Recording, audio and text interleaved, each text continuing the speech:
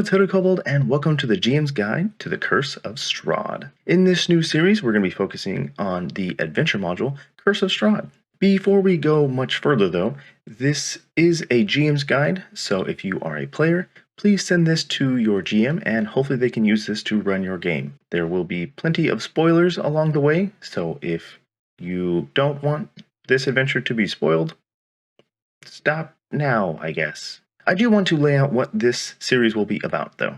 In this one, I'm going to be focused on the history of Ravenloft, the aspects of horror, or the book calls them the marks of horror, the prophetic card reading that the book calls the fortunes of Ravenloft, and the Dark Lord himself, Strahd von Zarovich. From there, the next videos will be focused on each of the different chapters throughout the book, and because this is a sandbox game, each of the different chapters is focused on a different region or area throughout Barovia. Finally, I'm going to be having probably one episode focused on the epilogue and my final thoughts. With that out of the way, let's jump into it. The original adventure was published in 1983 by TSR. It eventually went on to inspire the creation of the campaign setting in 1990 called Ravenloft, Home of the Domains of Dread. It was written by Tracy and Laura Hickman. Also, another little tidbit was that this adventure was one of the ones that sparked the love for isometric maps.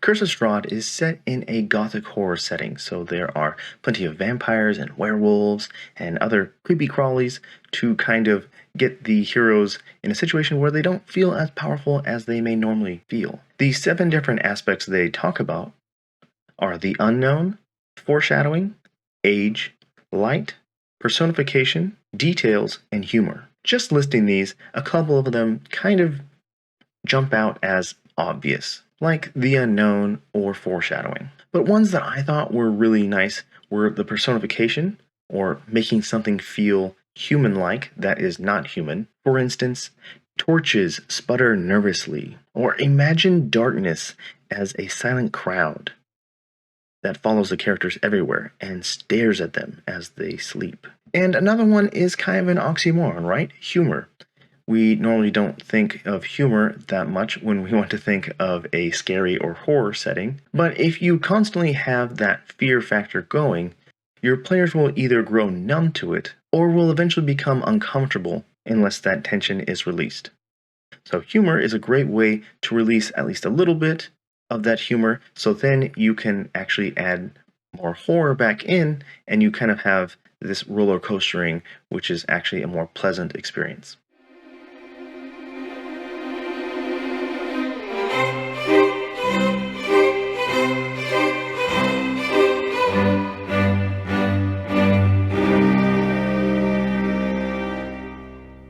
In life, Strahd von Zarovich was a count, a prince, a soldier, and a conqueror. After the death of his father, King Barov, Strahd waged long, bloody wars against his family's enemies.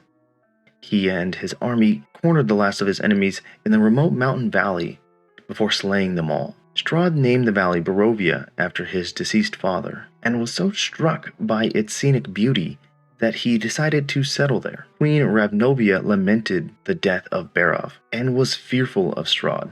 War had made him cold and arrogant. She kept her younger son Sergei away from the battlefield. Strahd envied the love and attention his mother visited upon his brother, so in Barovia he remained.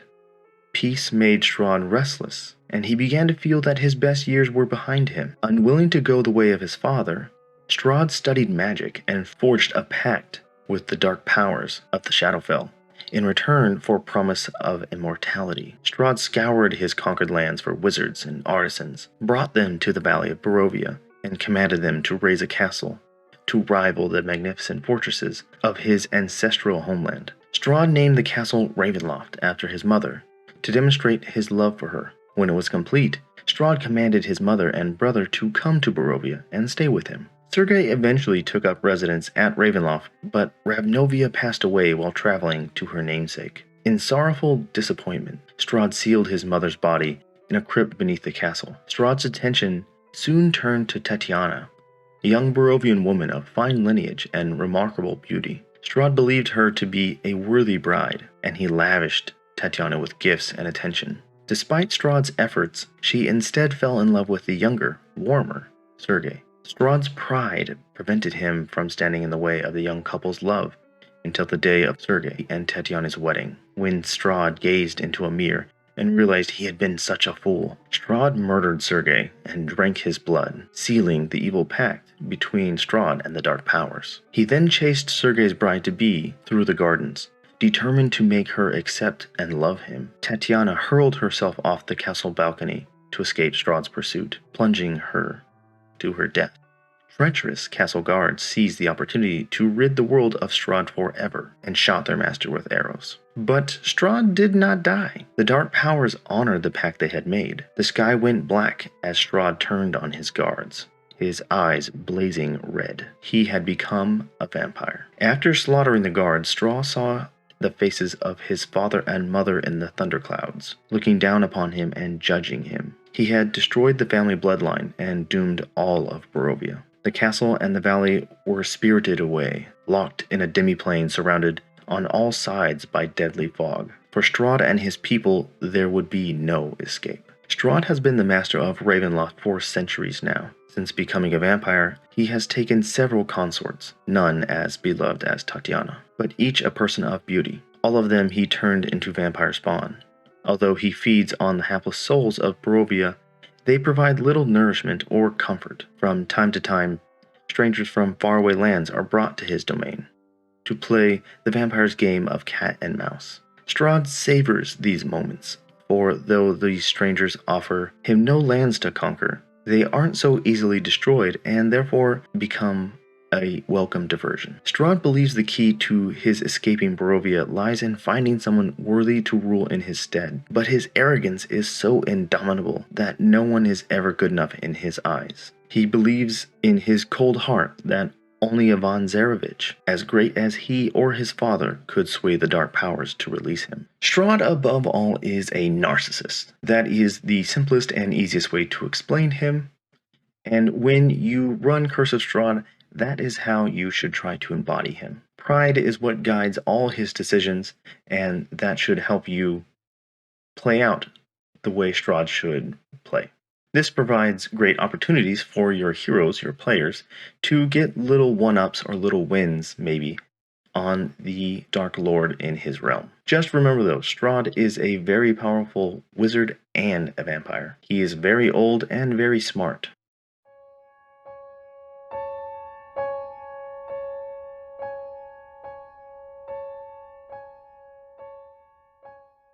Next is the Fortunes of Ravenloft, and this is how the book goes through randomizing or shuffling some of the events or items throughout the land of Barovia. This will require a deck of cards or a Taraka deck. The Taraka deck, this little thing, they run about $10 US, and the cards look like this. The book does provide a matrix, so if you just have a regular deck of playing cards, you can transfer or cross-reference the cards that you should be using. So the first thing you'll need to do is, with your deck, create two different decks. One is the common deck, and one is the high deck. The high deck, if you're using a standard deck of cards, will be all the face cards and the jokers. Once you have these split, you'll want to lay them out, creating like a cross or an X. The first three are focused on where some powerful items will be located. They are the Tome of Strahd, the holy symbol of Ravenkind, and the Sun Sword. For these three things, you'll be using the common deck. For instance, I'll draw this card and put it for the Tome of Strahd, and the NPC card reader will read, "This card tells of history. Knowledge of the ancient will help you better understand your enemy. Ah, the torturer. There is a town where all is not well. There you will find a house of corruption, and within, a dark room full of still ghosts." So you, the GM, will know that it's in the Burgomaster's mansion in Vallaki. But the players will have a sort of puzzle to figure out to find out how to get the Tome of Strahd. You'll do the same thing for the Amulet of Ravenkind and the Sun Sword. And then for 4 and 5, this is drawn from the high deck. Number 4 is related to Strahd's enemy, and this will be a character that will assist the heroes in taking down Strahd, hopefully. For instance, in this case, we drew the Horseman. So your reader would read aloud, "This card sheds light on one who will help you greatly in the battle against darkness. I see a dead man of noble birth, guarded by his widow. Return life to the dead man's corpse, and he will be your staunch ally." And the 5th and final one is for Strahd himself, and this will allude the players to where the final battle will take place. For instance, we drew the Ghost. Your enemy is a creature of darkness, whose powers are beyond mortality. This card will lead you to him. Ah, the Ghost. Look to the father's tomb. And I have decided to add a 6th card. This is because the Wizards of Wine, which I'll talk about more in a later video, use magic seeds to help grow wine. Unfortunately for them, all 3 of their seeds have been stolen, but one is never truly mentioned where it is in the campaign, so I recommend having it read in their reading. This helps turn the reading into a Celtic cross, where, fittingly, the seed is at the bottom, and in this instance the reader would draw the healer. This is a card of fertility and growth. It tells of where a seed is, one that will bring much joy to Barovians. Ah, healer! Look to the west, find a pool blessed by the light of the white sun.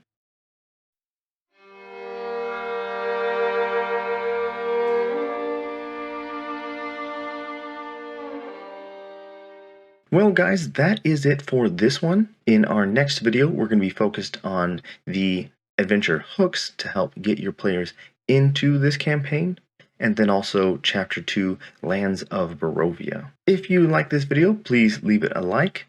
If you feel like there's anything I missed in this first opening, please leave that in the comments below. Also, I recently started a Patreon to help hopefully grow into doing this full time. And I want to give a shout out to my first 2 Patreons, Caleb Johnson and John Bethune. Thank you guys so much. I appreciate you. And until next time, guys. Bye-bye.